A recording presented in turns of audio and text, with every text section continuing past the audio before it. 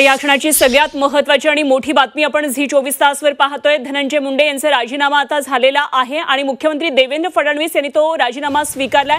पुढच्या प्रक्रियेसाठी राज्यपालांकडे पाठवलेला आहे। झी 24 तासच्या बातमीवर आता शिक्कामोर्तब झालेला आहे आणि सध्या आपल्याबरोबर जोडले गेलेत झी 24 तासचे संपादक कमलेश सुतार।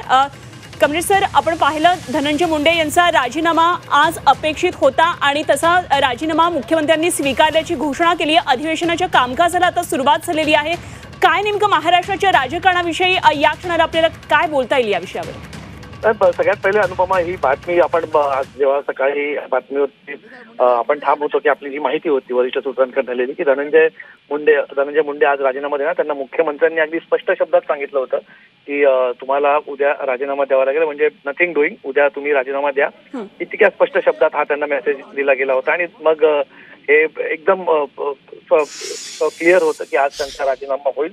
सकाळच्या सत्रातच ते राजीनामा देतील दिवसभरामध्ये आणि राजीनामा, कारण सध्या अधिवेशन सुरू आहे, त्याची माहिती सभागृहाला दिली जाईल आणि पुढच्या कारवाईसाठी राजीनामा दिला जाईल। पण आता हा प्रकार गेले 3 महिने ज्या प्रकारे इतका ताणला गेला होता खरं तर, आणि त्याच्यामुळे सरकारचं, आपण ज्या वेळ म्हणत होतो की सरकारची एक नकारात्मक प्रतिमा तयार होती। या घटनेला फक्त एक गुन्हेगारी घटना म्हणून न बघता गुन्हेगारीला मिळणारा राजाश्रय, गुन्हेगारी वृत्तीच्या व्यक्तींसोबत राजकारण्यांचे असलेले संबंध, तिथल्या एकंदरीत ती गुन्हेगारीची अर्थव्यवस्था, असे अनेक कंगोरे या बातमीला होते।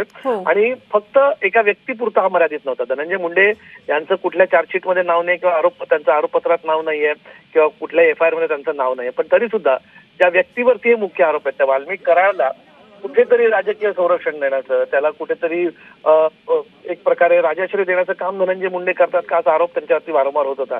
वाल्मिक कराड हे धनंजय मुंडेंच्या निकटवर्ती आहेत का, ते निश्चितच आहेत, ही बाब कुठे लपून राहिलेली नाही।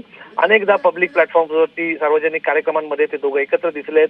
त्यांच्या दोघांच्या समाज माध्यमांवरती त्यांच्या मैत्रीचे अनेक फोटो समोर तिथे यायचे। त्यामुळे इतक्या गंभीर गुन्ह्यामध्ये, इतक्या निर्घृण करण्यात आलेल्या हत्येमध्ये जो मुख्य आरोपी आहे त्या आरोपीला कुठेतरी धनंजय मुंडे बचावतात। आणि मंत्रिपदावरती असताना धनंजय मुंडे त्यांचं कुठेतरी त्यांना बचाव करतील किंवा हा तपास पूर्णपणे निपक्षपातीपणे होऊ शकत नाही अशी अनेकांची शक्यता। अर्थातच एखाद्या मंत्र्याचं तिचं नाव जेव्हा येतं आणि ती राज्याच्या मंत्रिपदावरती असते तेव्हा अशा प्रकारची मागणी होणं रास्त आहे। दुसरी गोष्ट, जेव्हा पहिल्यांदाच धनंजय मुंडे यांना पालकमंत्री करणार का, तिथे धनंजय मुंडेंचं एकतर मंत्रिमंडळात नावच घेऊ नये अशी सुरुवातीला याच्यासाठी खूप दबाव होता। पण सुरुवातीला पक्षाने एकंदरीत सगळा सामाजिक बॅलन्स करायचा असतो, तो सामाजिक बॅलन्स बघता धनंजय मुंडेंना मंत्रिमंडळामध्ये स्थान दिलं होतं। पहिल्यांदाच खरं तर असं झालं की 2 भाऊ बहीण मंत्रिमंडळामध्ये आले, भाजपच्या कोट्यातून पंकजा मुंडे बीड जिल्ह्यामधून मंत्री झाल्या होत्या, धनंजय मुंडे झाले होते, तेव्हाच अनेकांना ही बाब खटकली होती। तिथून म्हणजे त्याला तेव्हा तो राजकीय विरोध होता। पण नंतर जसा संतोष देशमुखांच्या हत्येचा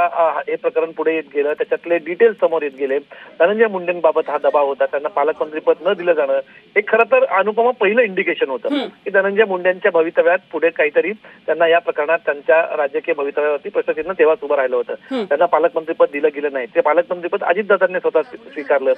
धनंजय मुंडेंच्या एकंदरीत राजकीय प्रवासीतून पुढे कसा असेल यावर अनेकांना शंका तिथे होती। पण जसे जसे डिटेल्स या सगळ्या प्रकरणात येत गेले त्याच्यामध्ये वाल्मिक कराडचा जो थेट त्याची जी भूमिका त्याच्यामध्ये राहिलेली आहे आणि हे सगळं निर्घृण कृत्य करण्यामध्ये ज्या प्रकारच्या सूचना, ज्या प्रकारचं हँडलिंग करत होता, जसं एका अतिरेकांचा एक हँडलर असतो जो बसून त्यांना देशात परदेशात सूचना देत असतो, तशा प्रकारच्या सूचना देण्याचं काम वाल्मिक कराड करत होता। हे निर्घृण ही हत्या होत असताना या सगळ्या प्रकारामध्ये मग तो खंडणीचा पूर्ण केस होती, त्या खंडणीच्या केसमध्ये खरं तर एक बैठक धनंजय मुंडेंच्याच बंगल्यावर झाल्याचा आरोप सुरेश देसाईंनी आपल्या कार्यक्रमात केला होता, तुम्हाला आठवत असेल। त्यामुळे हे सगळे गंभीर आरोप होत असताना धनंजय मुंडेंसारख्या व्यक्तीने मंत्रिपदावरती राहावं का, याच्याबाबत मुख्यमंत्र्यांनी स्पष्ट भूमिका घेतली होती। मुख्यमंत्र्यांनी आपले सहयोगी पक्षांना ही भूमिका कळवली होती। लक्षात घ्या, मुख्यमंत्री देवेंद्र फडणवीस यांनीच शेवटी काल हा निर्णय, त्यांना शेवटी आपला वेटो वापरावा लागला।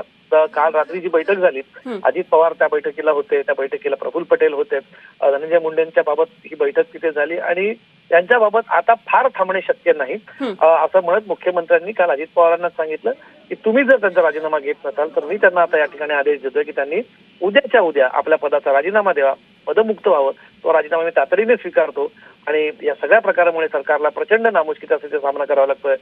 हे कुठेतरी सरकारला याच्या पुढे कारण हा विषय जसं म्हटलं फक्त गुन्हेगारी पुरता मर्यादित नव्हता, त्याला कुठेतरी एक जातीय रंग देण्याचं काम होतं. बीडमध्ये आपण परवाच अनुपमा झी24 ही बातमी दाखवली होती की बीडमध्ये पोलीस अधिकारीच काम करायला तयार नाही. कुठेतरी सिस्टमिक फेलियरकडे आपण चाललोय का, तिथे पूर्ण सिस्टमच तिथे कोलॅप्स होते का, असं एक चित्र तयार होत आहे. आणि त्याच्यामध्ये जर कुठेतरी शांत करायचं असेल तर कुठेतरी सगळ्यात पहिलं महत्वाचं कठोर पाऊल उचलणं जाणं गरजेचं आहे. ते सरकारने धनंजय मुंडेंच्या माध्यमातून केलेलं आहे. खरं तर आधीच व्हायला हवं होतं असं अनेकांचं मत आहे. मगाशी अंजली दमाने आपण हीच गोष्ट म्हणाले की आधीच व्हायला हवं होतं. थोडा उशीर झाला पण ठीक आहे, जसं आपण म्हणतो देर आहे दुरुस्त आहे. सरकारने पाऊल उचललेलं आहे. धनंजय मुंडेंचा राजीनामा झालेला आहे. तो तपास निष्पक्षपातीपणे व्हावा आणि लवकरात लवकर फास्ट ट्रॅक मध्ये सरकार काम करत आहे. उज्ज्वल निकमांची त्याच्यामध्ये अपॉइंटमेंट केली आहे. आता जस्टिस मिळालेला आहे, न्याय मिळालेला आहे, ही भावना त्या कुटुंबियांना पर्यंत जावी. कारण आपण सगळ्यांनीच काल ते आपण जरी झी24 तासाची माध्यमांवरती एक जबाबदार म्हणून ते फोटो दाखवले नसले तरी समाज माध्यमातून ते सगळीकडे ते फोटो गेलेले आहेत. त्या कुटुंबियांची त्यातनं काय मानसिकता झाली असेल, समाज मनाची काय मानसिकता झालेली आहे, त्याचा विचार करून याचा निकाल लवकर लावा. त्या कुटुंबाला कुठेतरी आपल्याला न्याय मिळाला आहे ही भूमिका त्या कुटुंबाला वाटावी, इतका विश्वास त्यांना सरकारबद्दल वाटावा. त्यासाठी सरकारची जबाबदारी आहे. सरकारला हे आता मुख्यमंत्र्यांना स्वतः गृहमंत्री आहेत, त्यांना स्वतःला या गोष्टी हातात घ्याव्या लागतील. त्या कुटुंबाला आपण न्याय मिळवून दिला, फक्त धनंजय मुंडेंच्या राजीनाम्यावर ही गोष्ट थांबता कामा नये. त्या कुटुंबाला कुठेतरी न्याय मिळाला आहे. राज्यात कायदा सुव्यवस्था अजूनही जिवंत आहे. कायद्याला हातात घेणाऱ्यांना, कायद्याचा हातात घेणाऱ्यांना, संरक्षण देणाऱ्यांना या राज्यात त्याची गय केली जाणार नाही, त्याचा कुठल्याही प्रकारे वाचवला जाणार नाही. हा संदेश देण्याची एक नामी संधी सुद्धा आता पुन्हा या निमित्ताने चालू झाली आहे. राज्य सरकार ती करेल अशी आपण अपेक्षा करूया. अगदी खरे सर, धन्यवाद बोललात आणि ही सर्व प्रतिक्रिया व्यक्त केली त्याबद्दल. कमलेश सुतार झी24 तासचे संपादक आपल्या बरोबर होते आणि मुंडेंचा राजीनामा आता झालेला आहे. अधिवेशनामध्ये कामकाजालाही सुरुवात झालेली आहे.